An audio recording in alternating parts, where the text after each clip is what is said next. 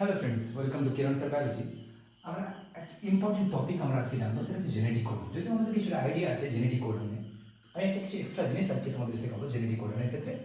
Genetic codon যে আমরা জানি যে এমআরএনএতে পাশাপাশি অবস্থিত, এটা এমআরএনএতে পাশাপাশি অবস্থিত তিনটি নিউক্লিওটাইডের নাইট্রোজেন বেস একত্রে যুক্ত হয়ে তৈরি করে একটি কোডন। অর্থাৎ এমআরএনএতে AUG এই তিনটে মিলে একটা কোডন, CAA এটা মিলে একটা কোডন, AGC এটা মিলে একটা কোডন, এবং প্রতিটি কোডন একটি করে অ্যামাইনো অ্যাসিডকে কোড করে। তাহলে কোডন হচ্ছে এমআরএনএতে অবস্থিত পাশাপাশি তিনটে নিউক্লিওটাইডের নাইট্রোজেন বেসকে একত্রে বলা হয় কোডন, যারা কোনো অ্যামাইনো অ্যাসিডকে কোড করে। কোডনের আমরা জানি কিছু ধর্ম আছে বা কিছু প্রপার্টি আছে। কোডনের কিছু প্রপার্টি রয়েছে। ফার্স্ট হচ্ছে কোডন ট্রিপলেট। অর্থাৎ তিনটে নাইট্রোজেন বেস মিলে একটা কোডন হয়। তাহলে প্রশ্ন হচ্ছে ওয়াই কোডন ইজ ট্রিপলেট? কেন কোডন ট্রিপলেট? যদি কোডন সিঙ্গেল হতো, আমরা জানি যে নাইট্রোজেন বেস চারটি রয়েছে, AUGC, যে এমআরএনএর ক্ষেত্রে, আমরা আরএনএর ক্ষেত্রে যদি নাইট্রোজেন বেস চারটে রয়েছে AUGC, যদি কোডন সিঙ্গেল হতো তাহলে এটা একটা অ্যামাইনো অ্যাসিডকে কোড করতো, আমি বলছি এটা কোড করতে হয়তো গ্লাইসিন, এটা অ্যালানিন, এটা যদি ভ্যালিন, এটা আইসোলিউসিন, তাহলে টোটাল অ্যামাইনো অ্যাসিড কোড হতো চারটি। আর আমাদের বাস্তবে অ্যামাইনো অ্যাসিড রয়েছে কয়টি? 20টি। তাহলে এখনো 16টি অ্যামাইনো অ্যাসিড কোড করা যেত না, তাহলে 16টি অ্যামাইনো অ্যাসিড পড়ে থাকছে। তাহলে কোডন সিঙ্গেল হলে হবে না। যদি কোডন ডবলেট হতো তাহলে কি হতো? যদি কোডন ডবলেট হতো তাহলে AUGC, তাহলে কেমন হতো? AUGC, তাহলে এটা একটা কোডন হতো, AU এটা একটা কোডন হতো, AG এটা একটা কোডন হতো, AC এটা একটা কোডন হতো।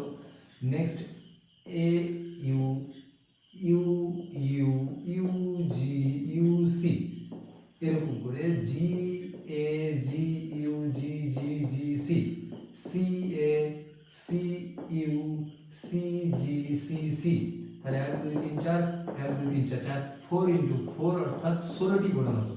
তাহলে 16টি কোডন আর অ্যামাইনো অ্যাসিড কয়টি? 20টি। তার মানে তবুও কয়টি অ্যামাইনো অ্যাসিড পড়ে যাচ্ছে? 4টি অ্যামাইনো অ্যাসিড পড়ে যাচ্ছে। তার মানে কোডন ডবলেট হলে হবে না। যদি কোডন ট্রিপলেট হয় তাহলে সেক্ষেত্রে কয়টি কোডন হবে? তাহলে সেক্ষেত্রে কোডন হবে 4 × 4 × 4, অর্থাৎ 464, অর্থাৎ টোটাল কোডন হচ্ছে 64টি। আমরা জানি যে কোডন 64টি, তার মধ্যে তিনটি স্টপ কোডন এবং 61টি কোডন যারা 20টি অ্যামাইনো অ্যাসিডকে কোড করতে পারবে, যার কারণে কোডন হচ্ছে ট্রিপলেট। ঠিক আছে, কোডন ডবলেট হলে চলবে না, কোডন সিঙ্গেল হলে চলবে, কোডন হচ্ছে ট্রিপলেট। এই ট্রিপলেট হওয়ার কারণে তারা 20টি অ্যামাইনো অ্যাসিডকে কোড করতে পারে। আমরা জানি যে 20টি অ্যামাইনো অ্যাসিডের জন্য 61টি কোডন আছে।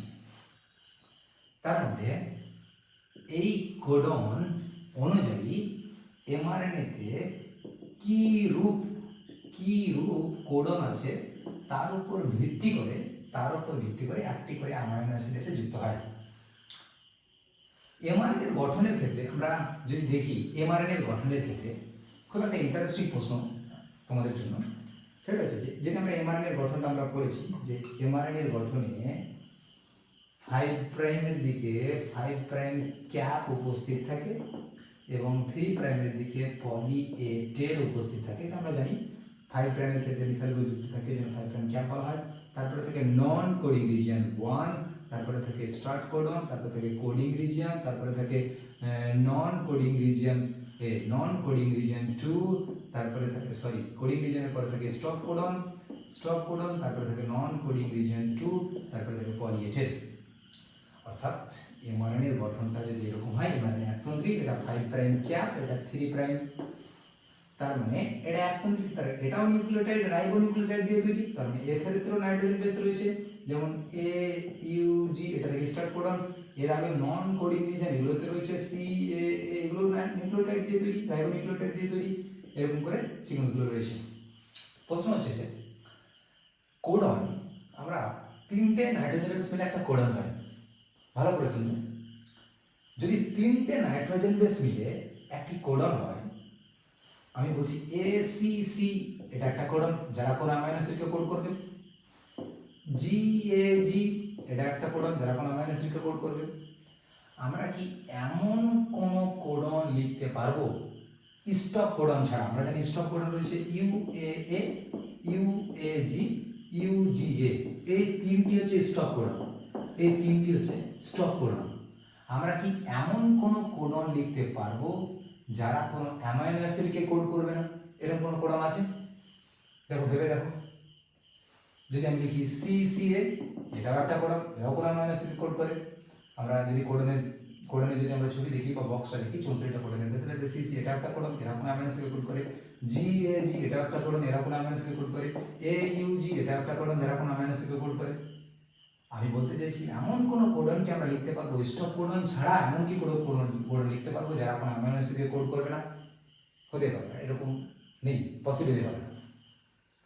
যদি তাই হয়, পসিবলি যদি না হয়, তাহলে এমআরএনএ এর গঠনের ক্ষেত্রে যে নন কোডিং রিজিয়ন এই অঞ্চলটুকু বা এই জায়গাটাও তো কোনো নাইট্রোজেন বেস দিয়ে তৈরি, অর্থাৎ কোনো রাইবো নিউক্লিওটাইড দিয়ে তৈরি, আর যার নাইট্রোজেন বেস আছে, যেমন এই নন কোডিং রিজিয়নে হয়তো সি এ এ এটা তো একটা কোডন, তাহলে এরা কেন নন কোডিং রিজিয়ন? প্রশ্নটা হচ্ছে যে এরা কেন নন কোডিং রিজিয়ন, এরা কেন অ্যামাইনো অ্যাসিড কোড করে না? এই প্রশ্নটা তোমাদের জন্য, আগামীকাল আমরা এই প্রশ্নের অ্যান্সার নিয়ে আসবো, এটা তোমাদের কাছে থাকলেও তোমরা যদি অ্যান্সার জানো তাহলে কমেন্ট বক্সে জানাবে। আর একটা বিশেষ ঘোষণা হচ্ছে যে আগামীকাল থেকে আমরা 12-এর পুরো সিলেবাস তোমরা পেয়ে যাবে কেমিস্ট্রি বায়োলজি চ্যানেলে। তোমরা যদি জানতে চাও ক্লাস 10 এবং 11, 12 এবং স্পেশালি নিট এবং এএনএম জিএনএম এর সমস্ত ক্লাস তোমরা ইউটিউব চ্যানেলে পেয়ে যাবে chemistry biology. So thank you so much.